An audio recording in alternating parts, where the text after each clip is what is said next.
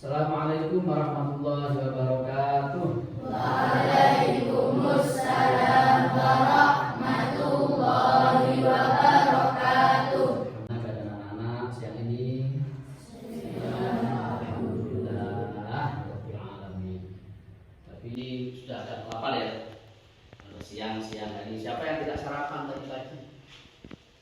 Ada yang tidak sarapan? Alhamdulillah sarapan semua Pak Didi. Jadi kita sekolah ini adalah untuk bersyukur karena kita masih diberi kesehatan lahir dan batin. Kita niat yang baik. Karena kita berangkat mencari ilmu itu pahalanya luar biasa. Umpama diperlihatkan ya. Nggak ada di antara kalian yang males belajar. Karena kalau kalian berangkat dari rumah itu malaikat mendoakan semua.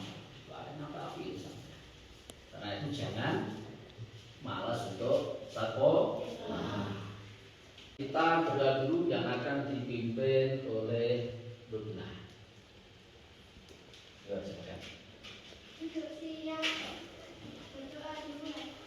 A'udzubillahi minasyaitonirrajim. Bismillahirrahmanirrahim. Rabbi zidni ilman nafi'an warzuqni fahma. Amin ya rabbal alamin. Selanjutnya Pak Guru akan mengabsensi dulu, mungkin ada yang tidak masuk. Pertama Alek Farhan Abdan, Alek masuk. Alvina Fatimah Kirana Rara masuk. Isya Rizky Amalia.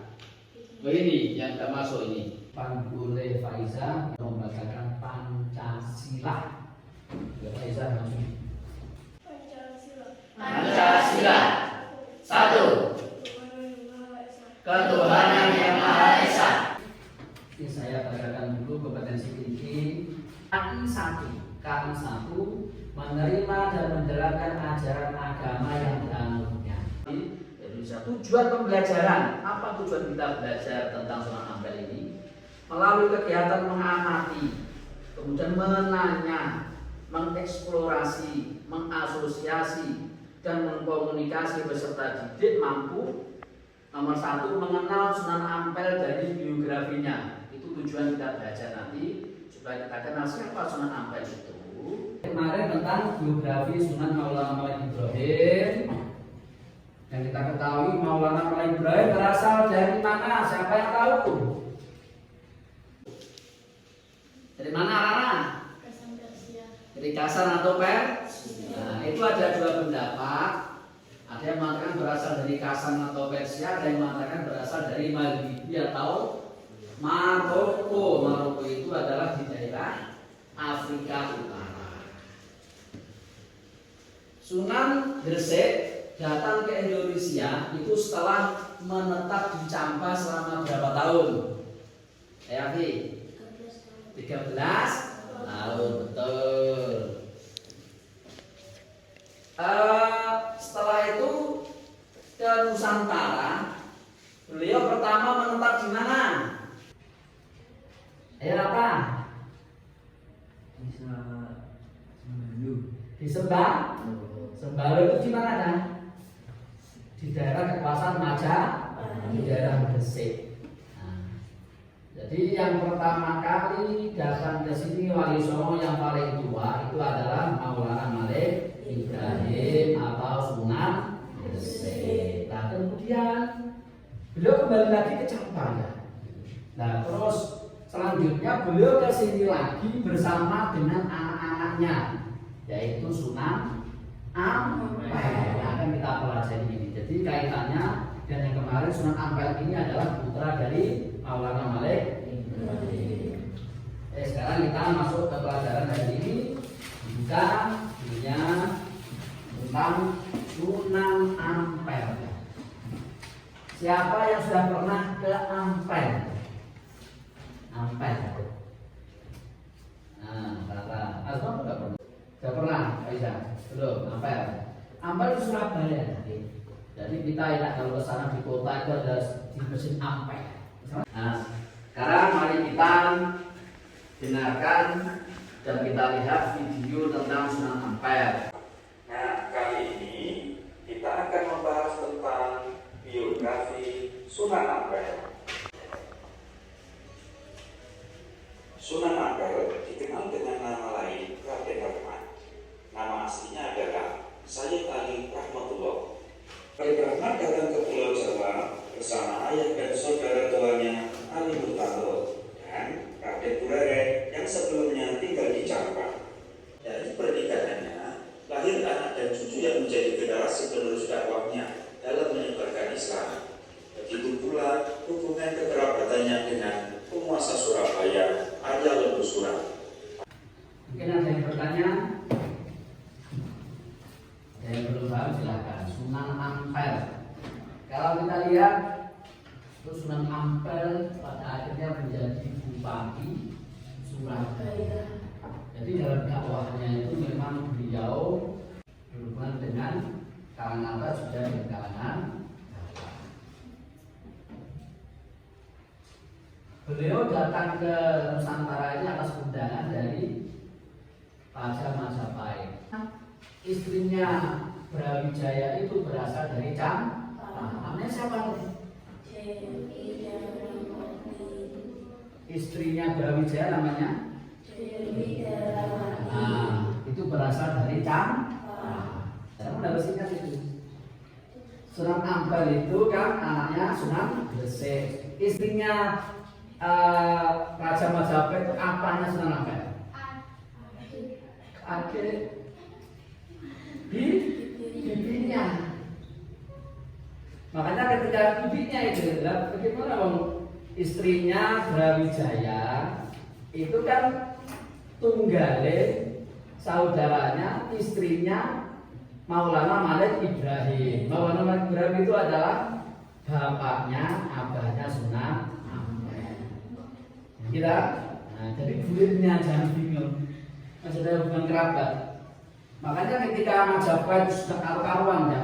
Jadi waktu itu pejabatnya gak karu-karuan, korupsi kabeh.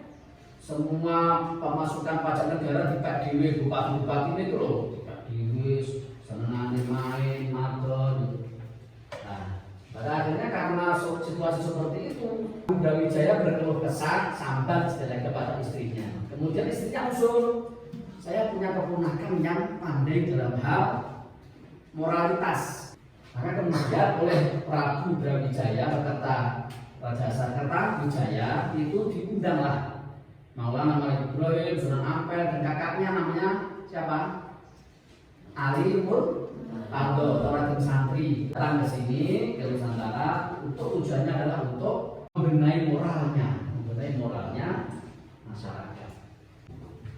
Ya, kalian ini yang tiga, yang empat gabung dengan ini jangan empat ini cuma dua ya. Jadi jangan pakai itu ada pesanan. Oke, ngomongin ke sana. Ini Rara gabung ke sana.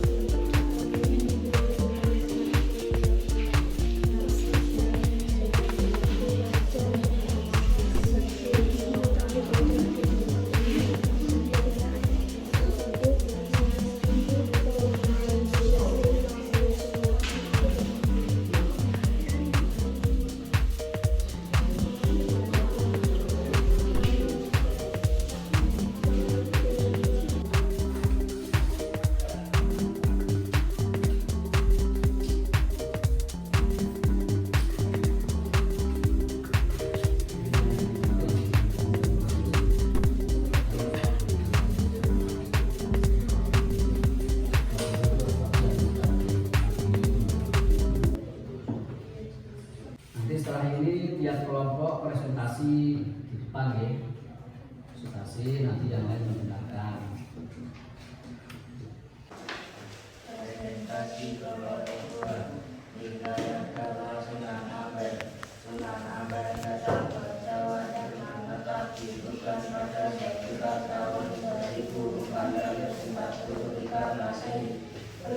datang bersama dengan saudaranya untuk menyakitkan saudara sepupunya tapi bulan. Presentasi dari kelompok 2 tentang wilayah dakwah Sunan Ampel. Nah, silakan duduk kelompok 2. Tepuk tangan untuk kelompok 2. Terakhir kelompok 5, silakan maju. Terima kasih. Terakhir. Terima kasih Prabu Badra yang menjodohkan saya tadi Rahmatullah sama putrinya yang bernama Dewi Condrawati. Silakan duduk. Tepuk tangan untuk kelompok 5. Ini adalah kita simpulkan dari materi pelajaran hari ini. Bagaimana kesimpulannya? Bahwa dakwahnya Sunan Ampel sangat berhasil sukses karena apa? Karena membentuk jaringan kekerabatan dengan penguasa sehingga beliau pun menjadi bupati di Surabaya. Kemudian juga membangun masjid dan pesantren. Juga ajaran-ajaran yang terkenal adalah ajaran Moklimo, tidak mau melakukan perkara bercerai jumlahnya ada 5. Apa saja?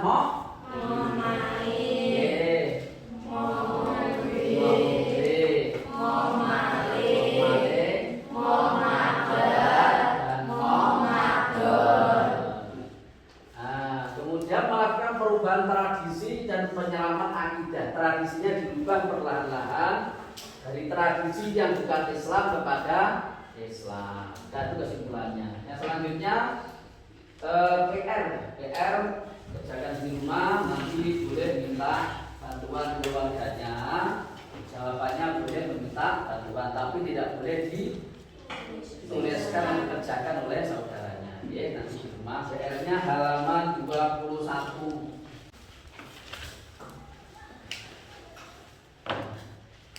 Mari kita akhiri pelajaran kita dengan doa yang akan dipimpin oleh Alik.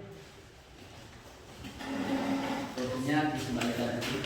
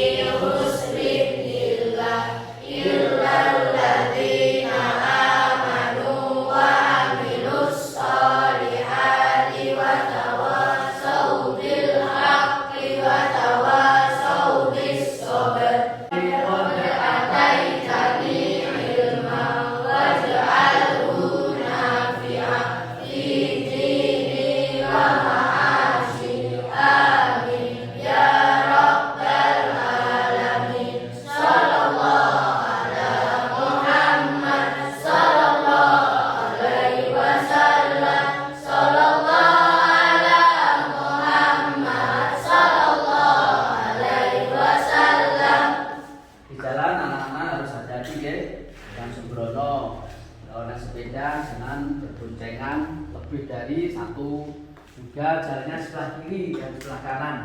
Hati-hati di jalan. Dan nanti kalau sampai rumah pelajarannya diulang lagi, ya, jangan dibiarkan saja. Apabila ada salah kata dari Pak Guru, mohon maaf sebesar-besarnya. Assalamualaikum warahmatullahi wabarakatuh.